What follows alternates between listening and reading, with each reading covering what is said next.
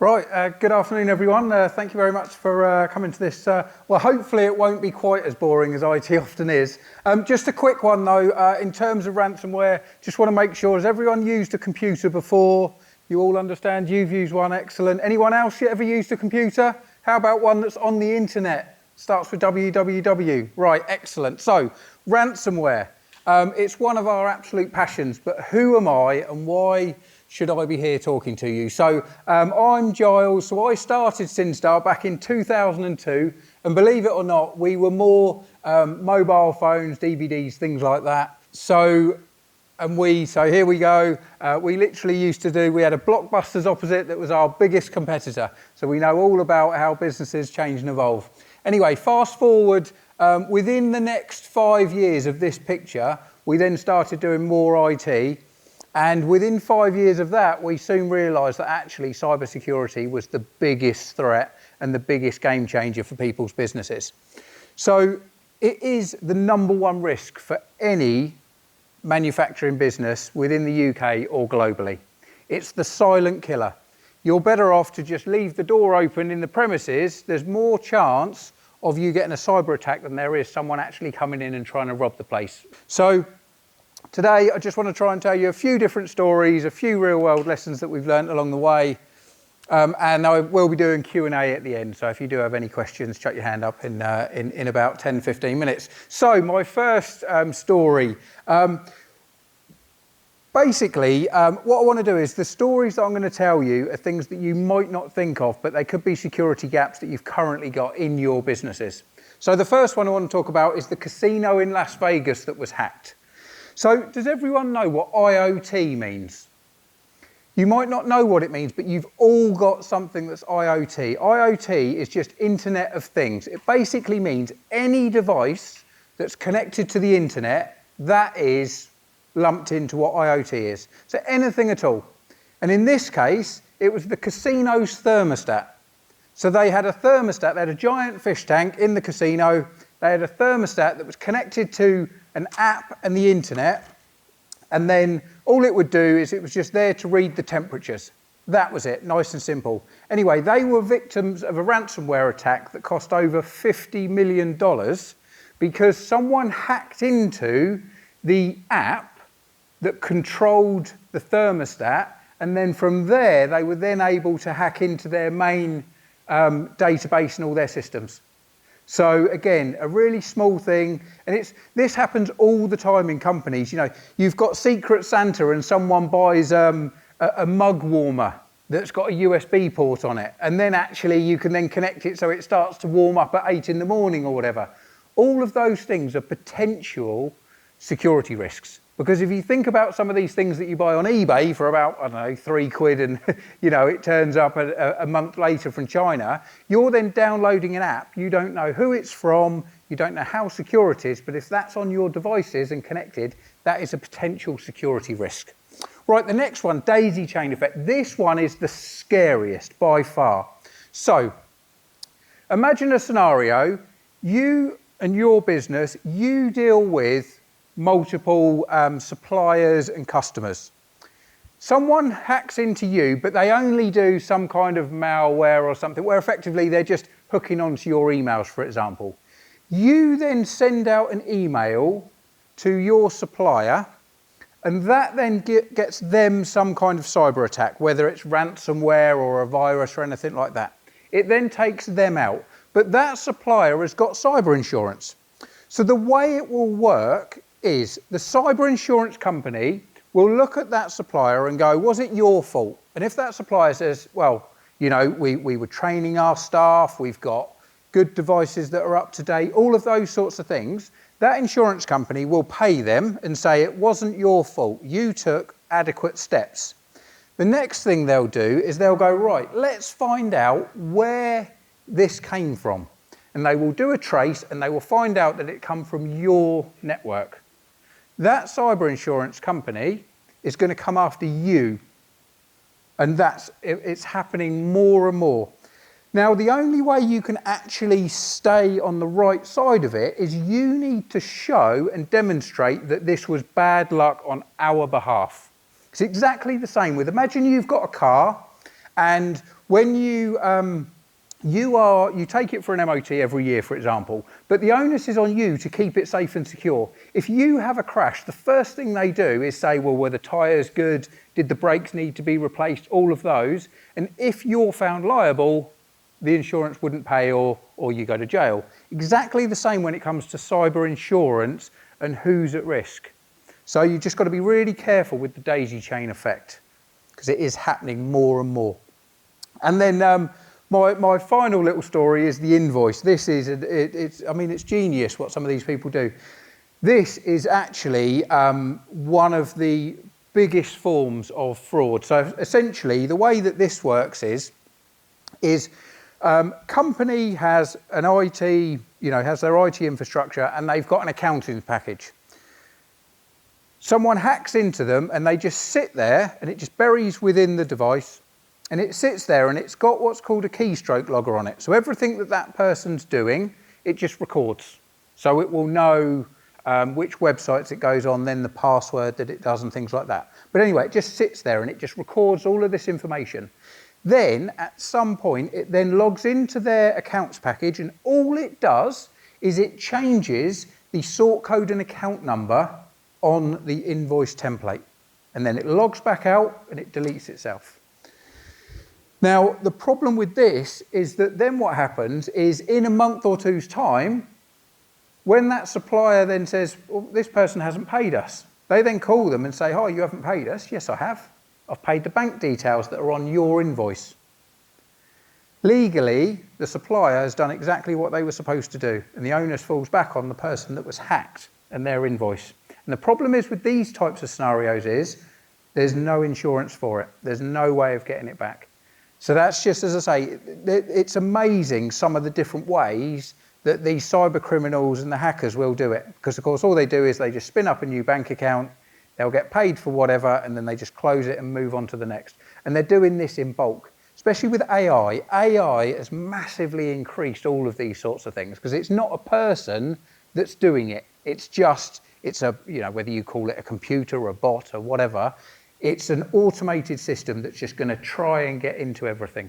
And the way of getting around something like this is normal antivirus isn't good enough. You need a different type of antivirus that looks at changes rather than traditional antivirus will try and block anything that comes in, but anything that's in there that it doesn't know is bad, it won't flag up because it doesn't sort of look at it as a virus of sorts. And of course, with AI, there are new viruses coming out literally every second. So you just need a different type of protection on devices that will basically say, there's something here, I don't know what it is, I don't know if it's good or bad, can someone check it, essentially. So without getting too techie, it's called EDR, which is endpoint detection and response, is the real key to sort of close up on things like what happened with when they log in and change the account details on the invoice.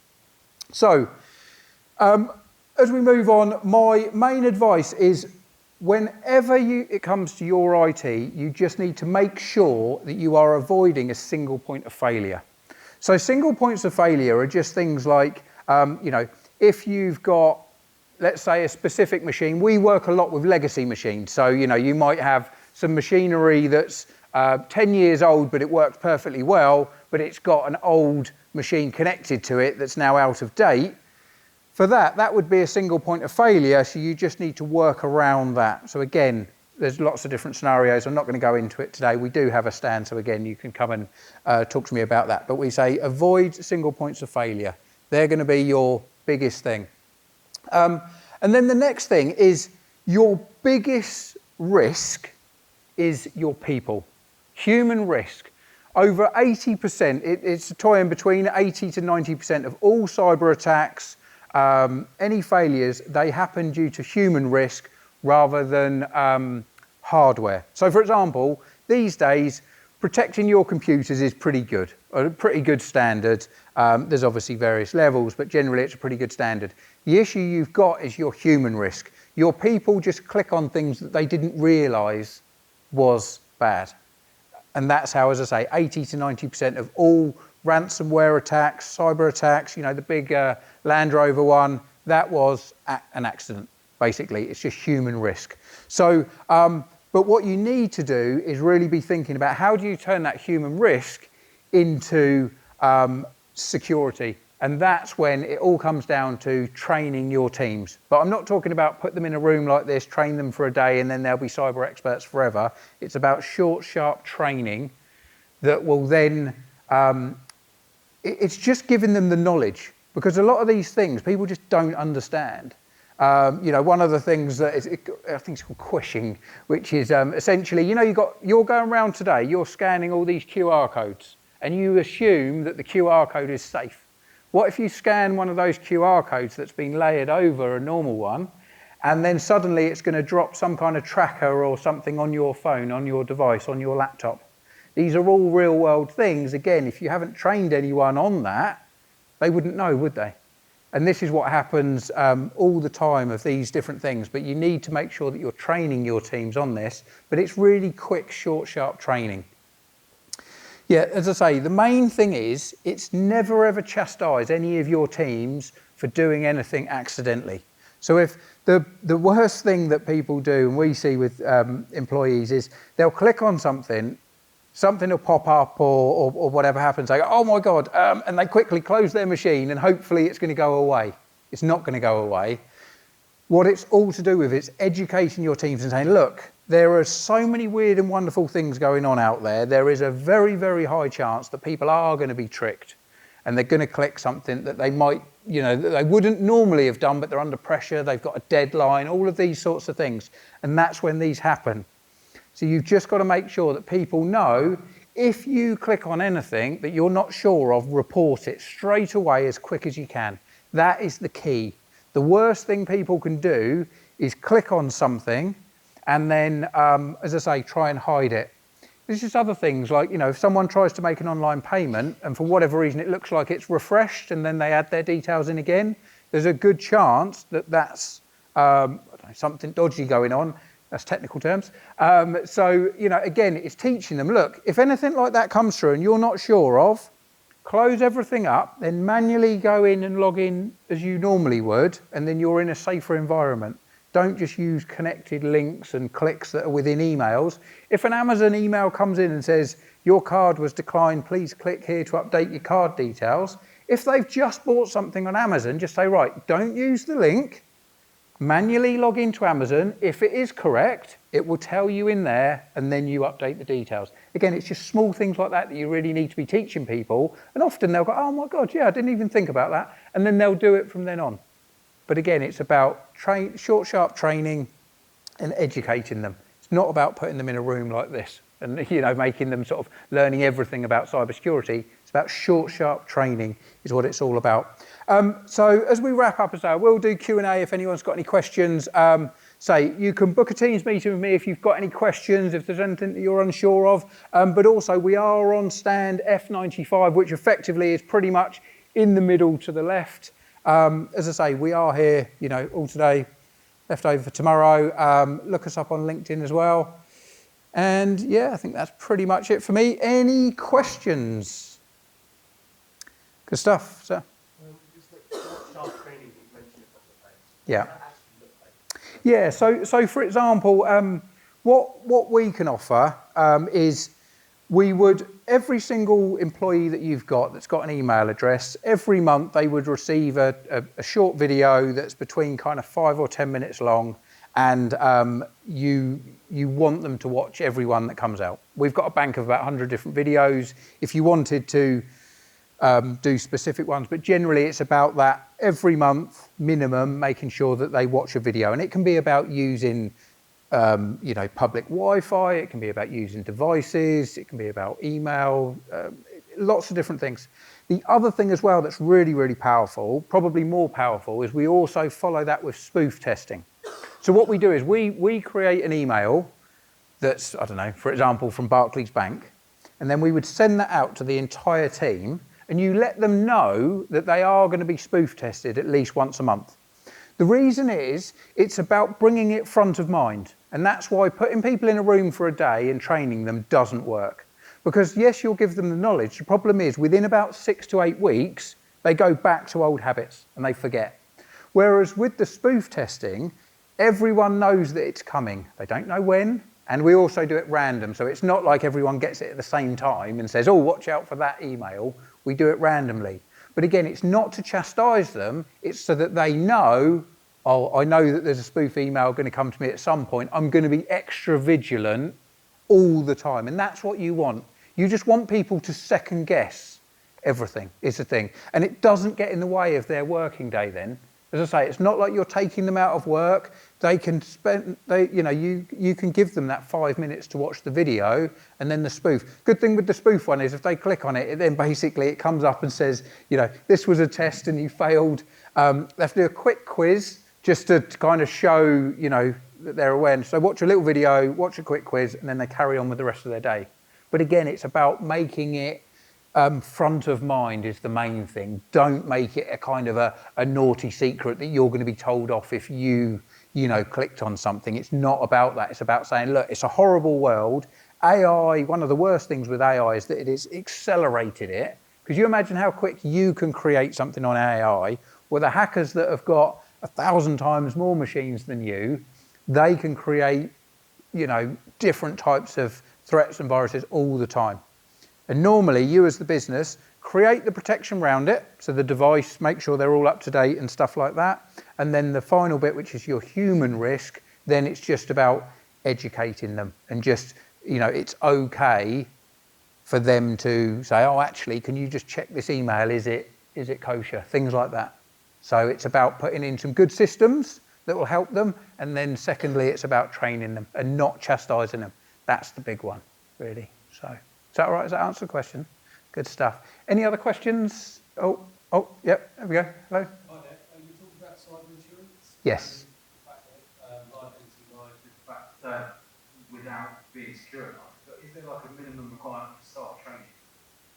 So definitely, so when it comes to cyber, depending on the policy level, because cyber insurance is like car insurance in terms of you get fully comp and you get third party and things like that. Often when you go for cyber insurance, you can, they will ask you to run a scan and then they'll actually come back with how good your systems and the network is, and then that's very much policy dependent, so how much you're going to pay. But you can, as I say, ask the cyber insurance company and they will have guidelines. And definitely, I mean, if you've got any type of, like Cyber Essentials, for example, you can pass Cyber Essentials without team training. But there's multiple questions in there that it's a bigger tick in the box if you're doing team training. So you don't have to have it, but definitely if you do have it, it will normally save money on your policy, but also you're then saying, look, we've trained them, we've done nothing wrong, this is a horrible virus that I've received, and they will accept that, the liability, it's not your fault. If you're not training your teams, you're not updating your devices, they're going to go, you left it wide open, it's your fault, and then they won't pay. Because cyber insurance, 5-10 years ago, they didn't know what they were covering for, so they used to just pay. Now, they know, and there are so many different lines in those T's and C's that they, you really need to just say, look, we are a victim as well. We've tried our hardest, but we were unlucky, is the thing. So, I hope that answers the question. Am I done on time, or is that a question? So you mentioned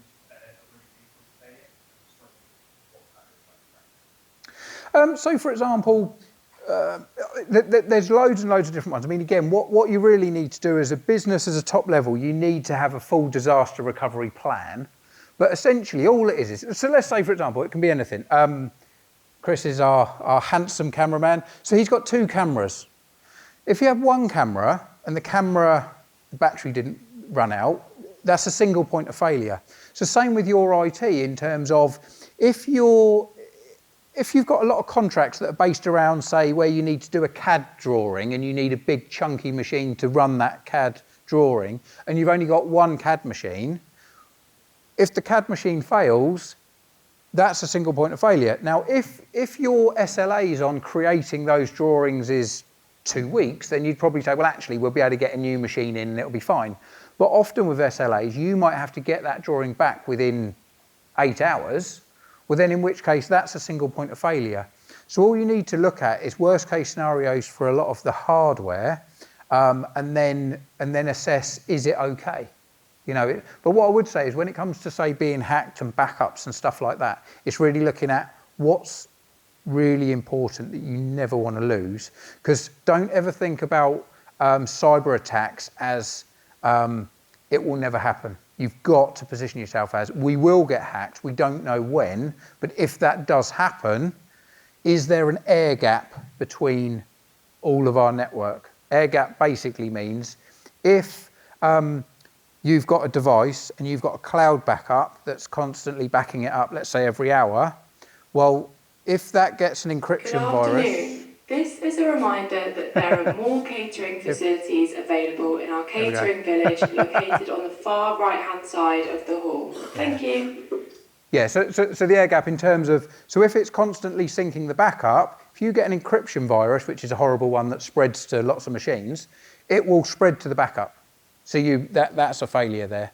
Whereas if you've got an air gap, which means a disconnected machine, even an external hard drive or a certain type of cloud backup, it means that if you get an encryption virus, it's okay because we've got a really safe backup here that we can then clear the machines and then mount the backup back on the devices. So it's just about looking at each bit, what's the worst that can happen, and then with your main stuff, it's covering fire, flood, theft, is your sort of, so if someone broke in and nicked your server and the only backup is an external hard drive that's plugged into the server, they'll probably nick that at the same time, well, you're in real trouble. So it's again, well, let's get another backup and have it somewhere else, or is the safe that the backup lives in a fire safe rather than just a lockable chest of drawers or something. So it's just looking at each bit really is the thing. But yeah, what's the worst that can happen? And then how can we cover off against that, really? So, any other questions? Good. Thank you very much. Thanks for your time.